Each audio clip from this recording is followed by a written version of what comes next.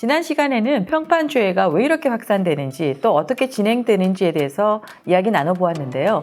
오늘도 지난 시간에 이어서 평판주의에 대해서 알아보도록 하겠습니다. 오늘은 평판주의에서 가장 중요하게 보는 부분이 무엇이고 어떤 부분이 결격사유에 해당되는지에 대해서 이야기 나눠보도록 하겠습니다.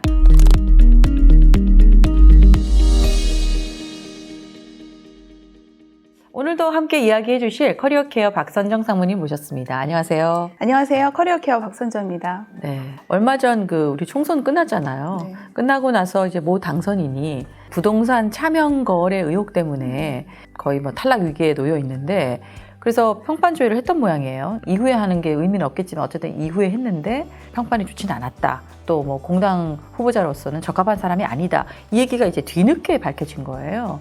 저도 이제 그 기사를 보면서 평판조회를 정치권에서도 좀 잘 활용한다 그러면 상당히 우리 후보 선정에 도움을 주지 않을까라는 생각을 제 개인적으로 했거든요. 사모님 어떻게 생각하세요? 그 평판조회야말로 정치권에서 적극적으로 도입해서 이런 이슈 이전에 사전 검증을 통해서 이렇게 활용을 하셔야 되는 그런 부분이라고 생각이 드는데요. 정치권에서 활용 의사가 있으시면 저희 커리어 케어로 꼭 연락 주세요. 부탁드리겠습니다. 네. 네. 그래서 평판주의 저도 이제 실질적으로 하다 보면은 과연 이 사람이 합격을 할 수 있을까? 라고 생각되는 분들이 사실상 대부분 탈락이 되긴 해요. 그래서 파이널까지 와서 거의 이제 합격을 생각하고 있었는데 왜 난 탈락이냐라고 했을 경우에는 솔직히 평판조회에서 결격 사유가 있다라고 판단을 해도 무방하지 않을까 생각이 드는데 실제로 그렇지 않나요? 네, 맞습니다. 경력직 채용의 경우는 거의 이제 최종 단계에서 평판조회 관문을 통과하셔야 되는데요. 그렇죠. 100%는 아니겠지만 마지막 단계에서 탈락하시게 되면 평판조회 때문이다. 이렇게 생각하셔도 될 것 같습니다. 저도 얼마 전에 이제 평판조회를 진행을 했는데 이분은 최종 면접 단계에서 굉장히 좋은 점수를 받으셨고 거의 평판조회도 문제가 없을 거라는 이야기를 듣고 저희가 이제 평판조회를 진행을 했는데 실제로 저희가 해보니까 이분이 성추행 사건이 있었던 거예요. 그것 때문에 퇴사한 것도 나오고 심지어 많은 사람들이 이 사건에 대해서 알고 있어서 그 레프리 분들이 저한테 뭐라 그러냐면 어떻게 이분이 지금 다른 데 이직을 할 수가 있느냐. 말도 안 된다. 당황스럽다. 이런 얘기를 해서 저희가 오히려 거꾸로 이제 당황했던 경우가 있거든요. 이런 경우에는 이 성추행 관련된 이런 부분은 상당히 치명적인 결격 사유가 아닌가요? 네, 사실상 성추행 같은 부분은 매우 치명적인 결격 사유이고요. 또 금전적인 부분들도 중요한 부분입니다.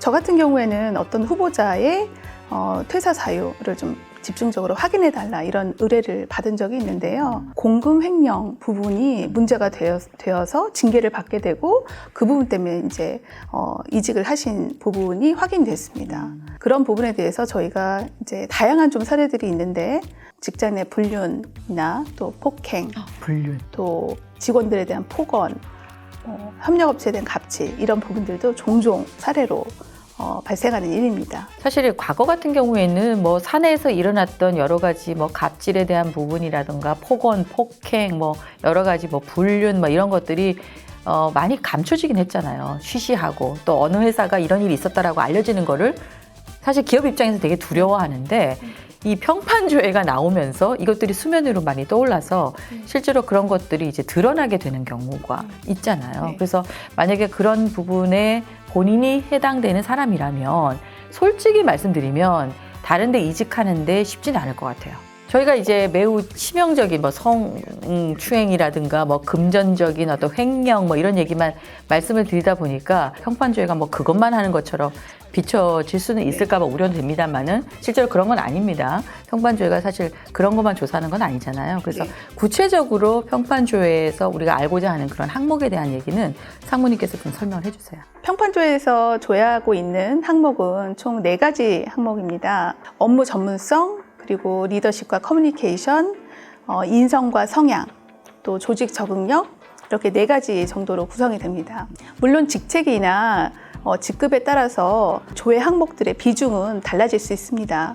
예를 들어 사회이사 평판조회 같은 경우는 조직관리 역량보다는 대내외적인 업무 네트워크, 도덕성 같은 부분을 집중적으로 확인하고 있습니다. CEO 같은 경우는 업무적인 성과, 조직 성과 부분도 있고요. 또 리더십의 어떤 색깔, 그리고 조직을 어떻게 운영하고 관리하시는지 그런 부분에 또 중점을 맞추고 있습니다. 사실상 기업에서 가장 알고 싶어 하는 게 인성이에요. 사실 리더 같은 경우에는 산 사람이 들어옴으로써 조직이 많이 분위기가 바뀌기도 하기 때문에 그런 리더일 경우에는 성향에 대한 부분이 굉장히 중요하게 다루어지더라고요. 그래서 그런 부분에 대한 파악도 하시잖아요. 네.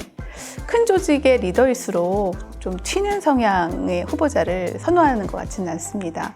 얼마 전 CEO급 평판조회를 진행하게 되었는데요. 결국에는 이제 포용력 있고 조금 더 융합적인 그리고 의견을 잘 조율하실 수 있는 그런 리더를 선택하신 경우가 있었습니다. 다른 분들 같은 경우는 더 좋은 성과나 업적이 있었지만 다소 좀 강한 카리스마 이고 또 이제 소통 방식 자체가 좀 일방적이시다 보니까 조직에서는 조금 부담스러워하지 않았나 이렇게 생각이 듭니다. 실제로 반대인 경우도 있긴 있어요. 예, 맞습니다. 네. 그러니까 부드럽고 포용하고 뭐 남의 의견 다 받아들이면 추진력이 좀 떨어지고 그렇잖아요. 추진력이 좀 떨어지고 그런 부분 때문에 또 우유부단하다는 얘기를 들을 수도 있잖아요. 아, 맞습니다. 그러니까 그러다 보니까 어떤 기업 같은 경우에는 약간 강한 캐릭터, 네.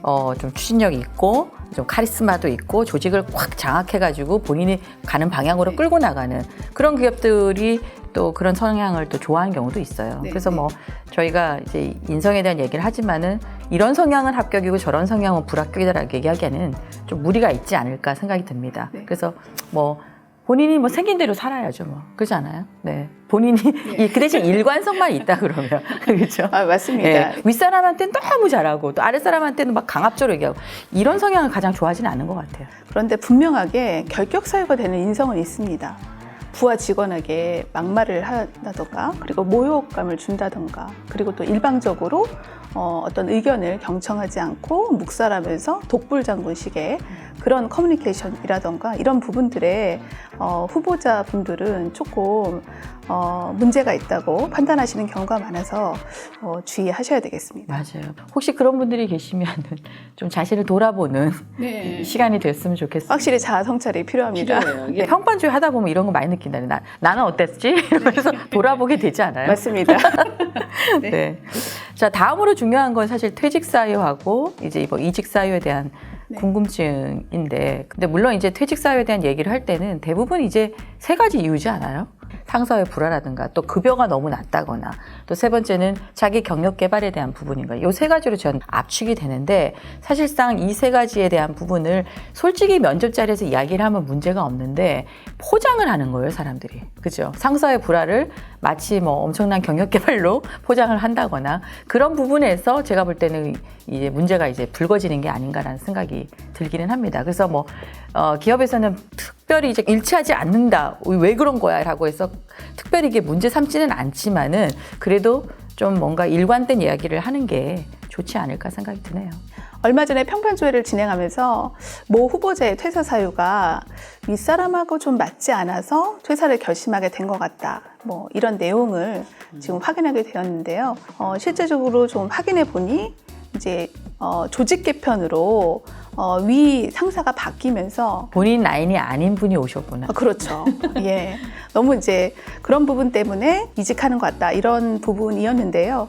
평판조에서 이러한 내용들이 나오기 때문에 다시 한번 좀 말씀드리지만 면접에서도 솔직하게 그런 부분에 대해서 이제 상황에 대해서 이해를 구하는 것이 더 좋을 것 같습니다. 맞아요. 이게 포장을 하면 항상 이게 의구심이 네. 더 드니까 네, 네, 네. 더 알고 싶잖아요. 사람이라는 네. 심리가. 그런 심리인데 뭐 제가 보기에는 뭐 그것 때문에 결격 사유가 되거나 네. 뭐 탈락 사유가 될 것 같지는 않습니다. 네. 네.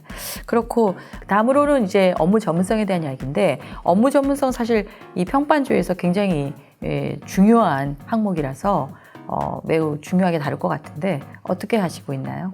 업무 전문성은 평판조회에서 가장 중요한 항목 중에 하나입니다.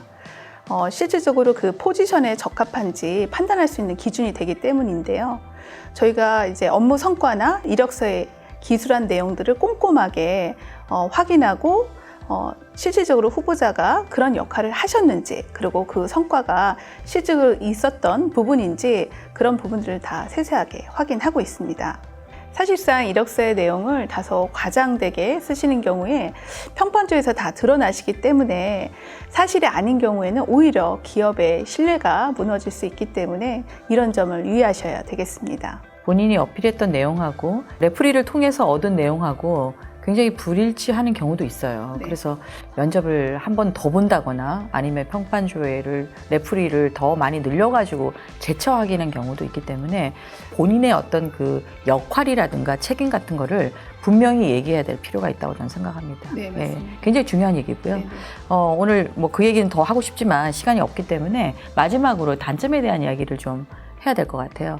사실상 이 평판조회가 우리나라 이제 유입된 게 얼마 안 됐다 보니까 남의 단점을 공식적으로 얘기하는 거에 굉장히 찜찜함이 있잖아요. 그렇지 않아요? 맞습니다. 상무님도 제 단점 얘기하라 그러면 얘기하실 네. 건가? 할 것 같긴 해, 보니까.